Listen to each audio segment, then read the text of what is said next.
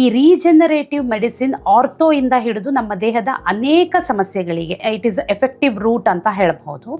ಇದು ಯಾವ ರೀತಿ ಎಫೆಕ್ಟಿವ್ ರೂಟ್ ಮತ್ತು ಇದು ಹೇಗೆ ವರ್ಕ್ ಆಗುತ್ತೆ, ರೀಜನರೇಟಿವ್ ಮೆಡಿಸಿನ್ ಅಂದ್ರೆ ಏನು, ಮುಖ್ಯವಾಗಿ ಆ ಪ್ರಶ್ನೆಗೆ ಉತ್ತರ ಬಹಳ ಜನರಿಗೆ ಗೊತ್ತಿರೋದಿಲ್ಲ. ಇದಿಷ್ಟನ್ನ ಎಕ್ಸ್ಪ್ಲೈನ್ ಮಾಡಬಹುದಾ? ನೋಡಿ, ರೀಜನರೇಟಿವ್ ಮೆಡಿಸಿನ್ ಅಂತಂದ್ರೆ it is exactly what it says on the tin.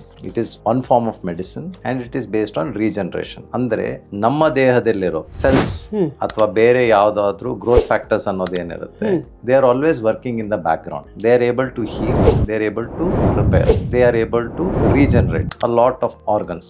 ನಮಗೆ ಇದರ ಬಗ್ಗೆ ಇರೋ ನಾಲೆಜ್ ಅನ್ನೋದೇನಿದೆ, through research it has become more and more clear. So power of ಬಯಾಲಜಿನ ಯೂಸ್ ಮಾಡಿಕೊಂಡು ಅದನ್ನ ಬೇರೆ ಬೇರೆ ಕಂಡೀಷನ್ಸ್ಗೆ ಹೇಗೆ ಯೂಸ್ ಮಾಡೋದು, ಅದಕ್ಕೆ ಹೇಗೆ ಸ್ಟ್ರಕ್ಚರ್ ಕೊಡಬೇಕು ಅನ್ನೋದು, ಅದೇನು ಸೈನ್ಸ್ ಅನ್ನೋ ಫೀಲ್ಡ್ ಇದೆ, ಅದೇನು ಇವಾಲ್ವ್ ಆಗಿದೆ, ಅದಕ್ಕೆ ರೀಜನರೇಟಿವ್ ಮೆಡಿಸಿನ್ ಅಂತ ಹೇಳ್ತೀವಿ.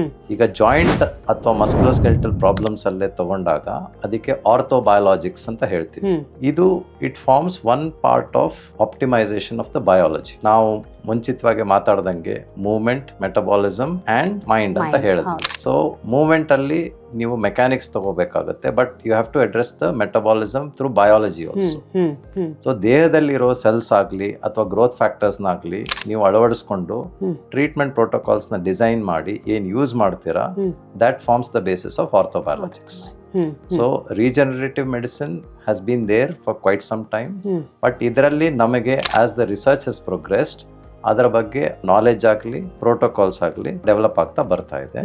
ಅಂಡ್ ಅದು ಈಗ ಸದ್ಯ ಮಟ್ಟಿಗೆ ಎಲ್ಲಾ ಹಾಸ್ಪಿಟಲ್ಸ್ ಅಲ್ಲೂ ಬರೋ ಸಾಧ್ಯತೆನೂ ತುಂಬಾ ಚೆನ್ನಾಗಿದೆ. And going forward it will keep increase. Thank you. ಇದು ಬಹಳ ಮುಖ್ಯವಾಗಿತ್ತು. ಯಾಕೆಂತಂದ್ರೆ ವಾಟ್ ಈಸ್ ರೀಜನರೇಟಿವ್ ಮೆಡಿಸಿನ್ ಅನ್ನುವಂತ ಐಡಿಯಾ ಕೂಡ ಇಲ್ಲದೆ ಇದ್ರೆ ಅಪ್ರೋಚ್ ಮಾಡೋದೇ ಕಮ್ಮಿ ಆಗುತ್ತೆ.